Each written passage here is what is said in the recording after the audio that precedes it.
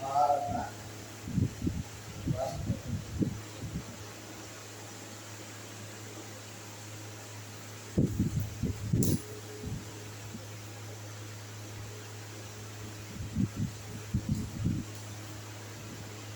ప్రకరణ 57 ఏం తెలియజేస్తుంది? రాష్ట్రపతి తిరిగి ఎన్నిక.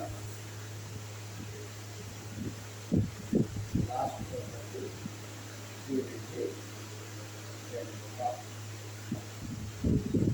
ఒక వ్యక్తి రాష్ట్రపతిగా ఎన్నిసార్లు ఎన్నిక కావచ్చు? ఒక వ్యక్తి రాష్ట్రపతి పదవికి ఎన్నిసార్లైనా పోటీ చేయవచ్చు? ఎన్నిసార్లైనా పోటీ చేయవచ్చు.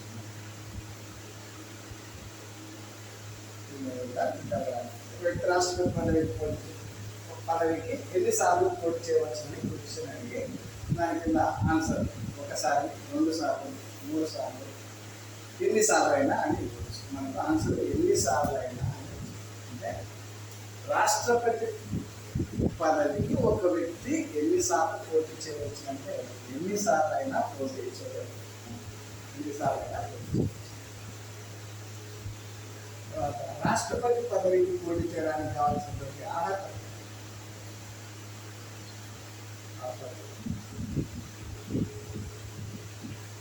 భారత పౌరుడే ఉండాలి. భారత పౌరుడే ఉండాలి. తర్వాత 35 సంవత్సరాల వయసు కలిగి ఉండాలి. 35 సంవత్సరాల వయస్సు నుండి ఉండాలి. లోక్సభకు ఎన్నికయ్యే అర్హతను కలిగి ఉండాలి.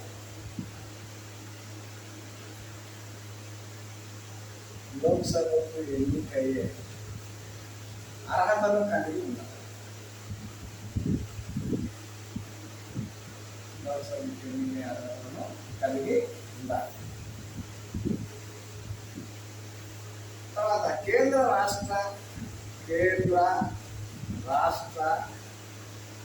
మరియు స్థానిక సంస్థలలో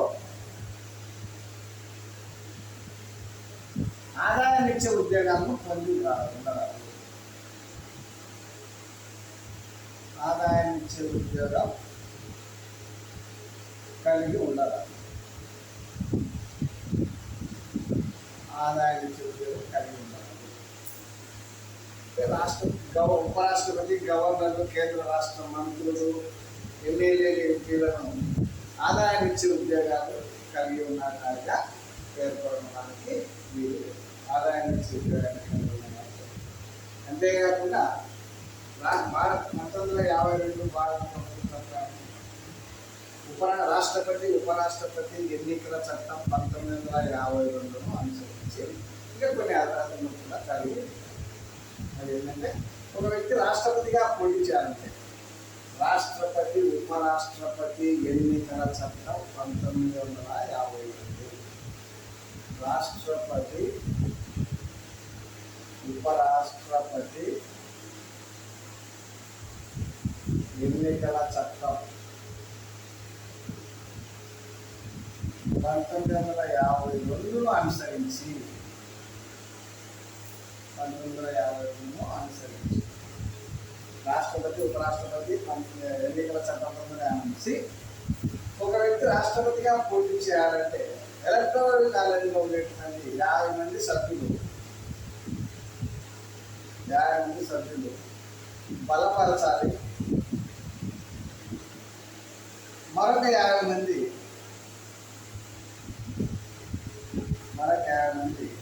ప్రతిపాదించాలి. ప్రతిపాదించవలసి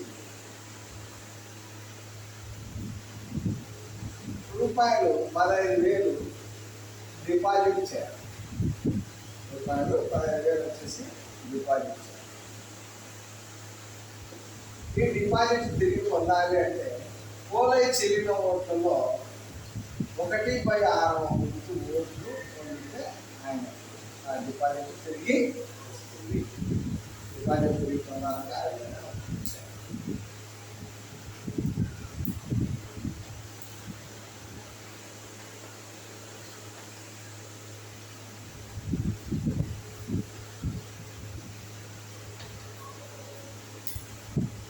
ప్రకరణ 59 ఏం తెలియజేస్తుందంటే ప్రకరణ 59 జీతభత్యాలు రాష్ట్రపతి జీతం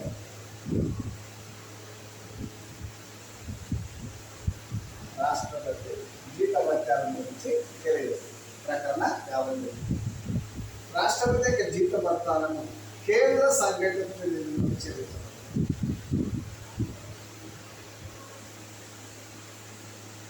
కేంద్ర సంఘటన నిధుల నుండి చెల్లించబడతాయి. రాష్ట్రపతి యొక్క జీతభత్యాలు కేంద్ర సంఘటన నిధుల నుండి చెల్లించబడతాయి. రాష్ట్రపతి యొక్క జీతభత్యాల గురించి 3వ షెడ్యూల్లో పేర్కొన్నారు. 3వ షెడ్యూల్లో పేర్కొన్న విధంగా రాష్ట్రపతి జీతభత్యాలు.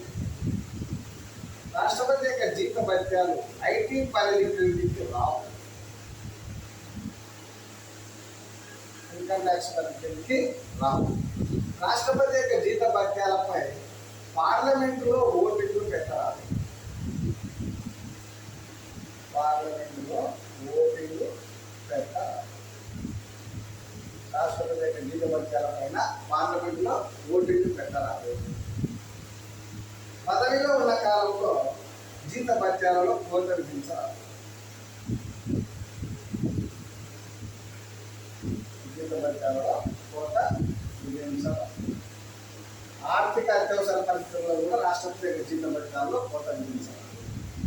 తర్వాత ఆయన యొక్క జీతం నెలసరి జీతం వచ్చేసి 5 లక్షల రూపాయలు.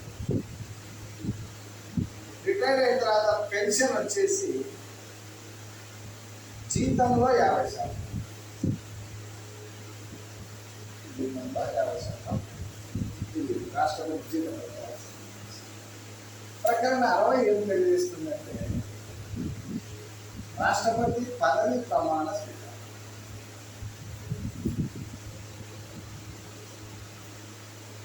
పదవి ప్రమాణ స్వీకారం గురించి తెలియజేస్తుంది. రాష్ట్రపతి యొక్క పదవి ప్రమాణ స్వీకారం గురించి తెలియజేసేది. రాష్ట్రపతి సుప్రీంకోర్టు ప్రధాన న్యాయమూర్తి.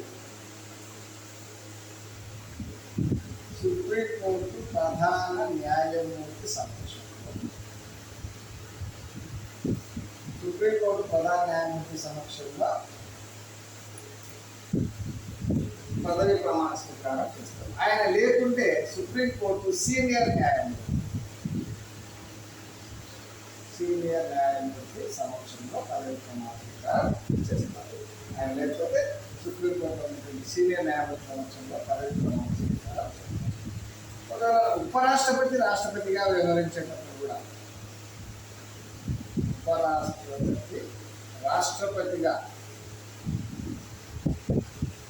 వ్యవహరించే సమయంలో